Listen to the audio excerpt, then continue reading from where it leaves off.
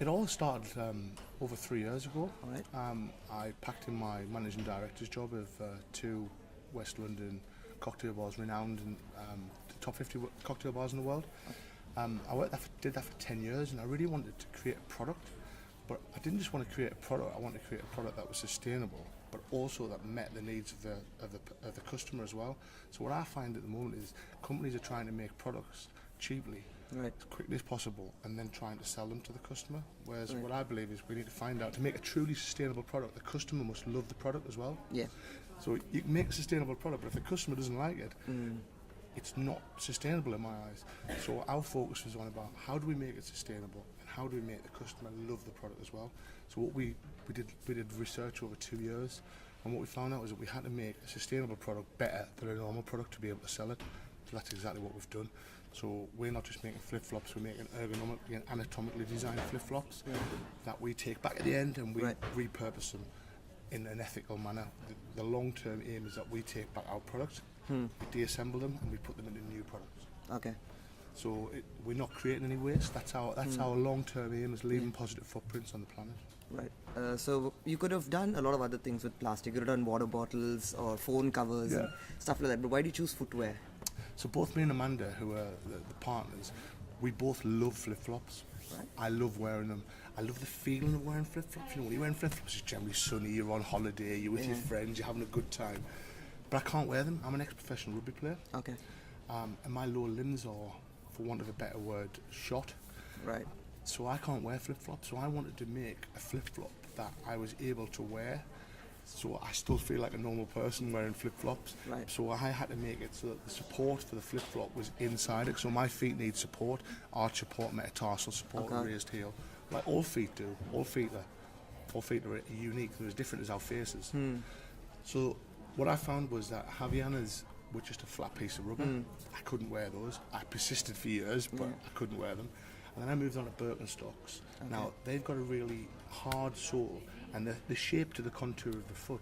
But if your foot doesn't fit perfectly within that, you get blisters and rubs. So I've never been able to find a pair of footwear that I could wear around the beach. Okay. So as much as we're coming from the sustainable end, there's a real problem to solve for me and Amanda. Both can't wear flip-flops for our posture, etc. So we're making flip-flops that we can wear. All right. We've had these tested from physios and podiatrists, and they're saying that the technology that we're using can be beneficial for everybody as well. So we're really happy about that. Okay. So it's not just for people with bad feet, it's going to be beneficial to everybody. Yeah.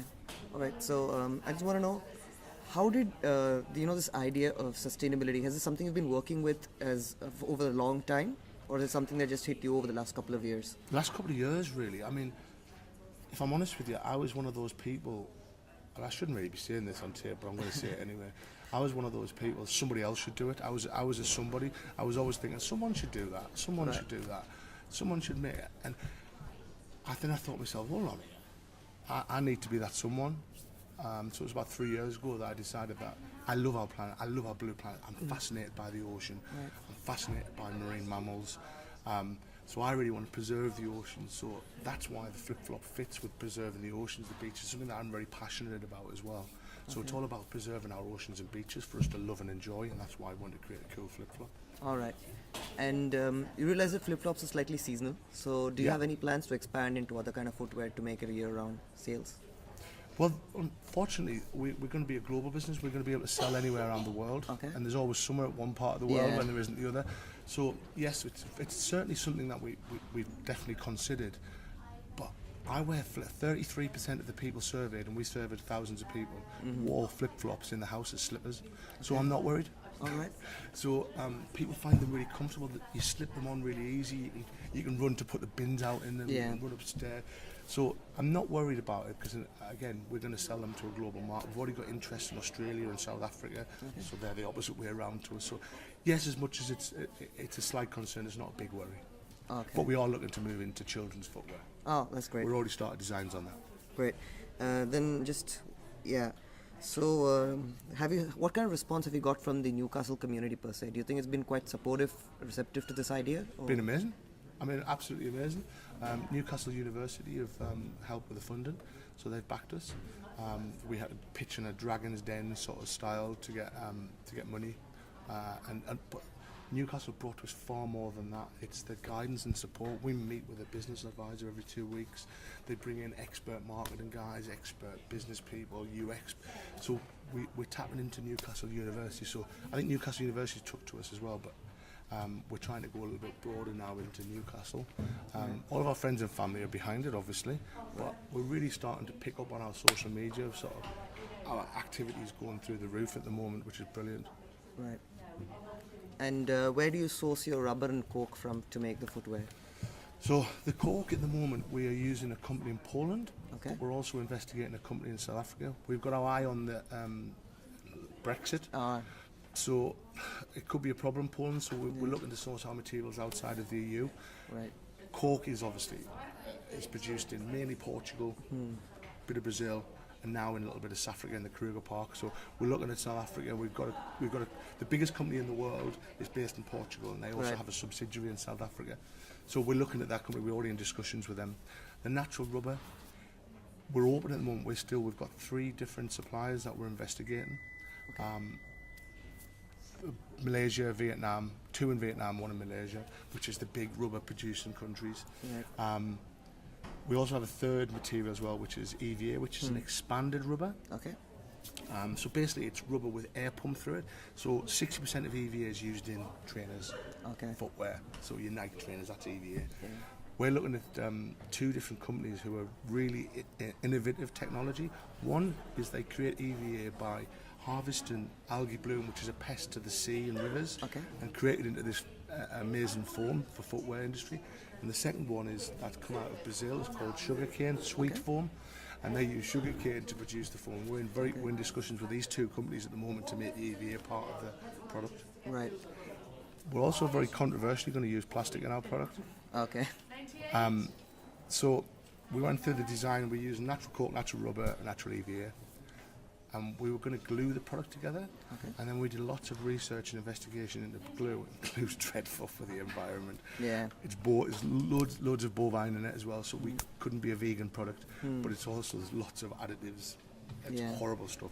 So we're going to stitch the product now. So we've gone back to sort of basics. It's how footwear was made originally with stitching. And this is where my argument with plastic, and everybody says to me, "Oh, you hate plastic, Mick," and I'm like, "No, I don't hate plastic. I think plastic's a fantastic product. It's a feat of ingenuity. It's one of the world's greatest inventions. It's just we use it in the wrong manner. So it's not plastic's problem, it's how we use it. So I always use the Coca-Cola, for example. I don't know about you, but if you're thirsty, you've been playing sport or been for a walk on the beach, you can drink your Coke in 2 minutes. That plastic bottle is going to be around for 500 years. And think of how many of those you use. Putting a bit of plastic in windows that are going to last for 25 years, I can see the reasoning behind that. So we're going to use recycled plastic nets as a thread for our product. So as much as we don't want to increase any plastic production, we still think using plastic, if we can, and recycle it is a good manner as well. Okay. A bit controversial, but it's the right decision. And plastic thread is the strongest thread you can get as well.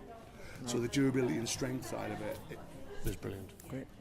Also, do you think this kind of model can be adapted to other businesses as well? That's my whole aim. So our aim is to find a fairer way to do business that benefits the people, the organisation, but also the planet.